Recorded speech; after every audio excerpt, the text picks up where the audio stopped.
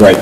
So maybe just let's go to the, maybe Don, on blockchain. Is blockchain the solution on IoT, cybersecurity? Just maybe on blockchains, please.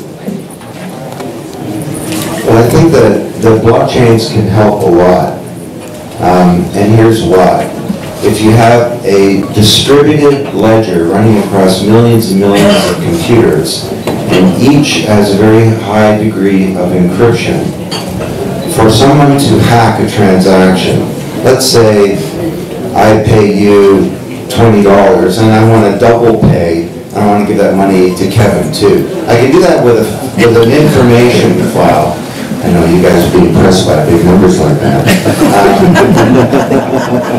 But if I do it with money, it's a problem. It's called fraud, and the economy falls apart.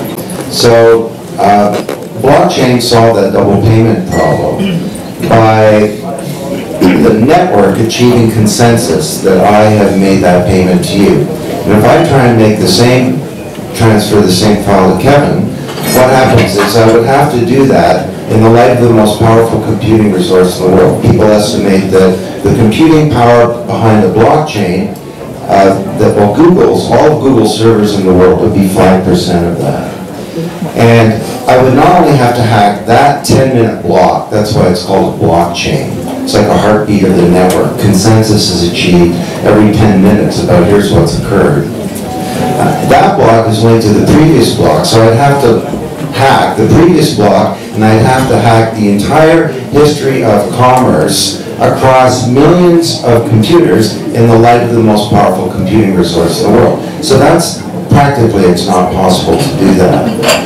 So that's really important when you get to something like the Internet of Things. And I confess that I've learned a lot of this from Carlos, actually. And a lot of it has to do with identity.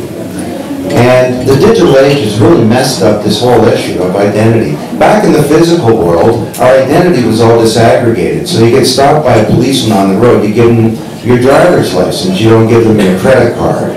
Well, maybe in some countries you do. But our identity was all broken down into little individual pieces. Now, with the digital age, we all leave this trail of digital crumbs, and our identity becomes integrated together, and the virtual you is being captured by these powerful companies and governments that have this information about us. So what if we could create, each of us having our own virtual identity that contained all of the information about us and our interaction with the world, but it was in a black box.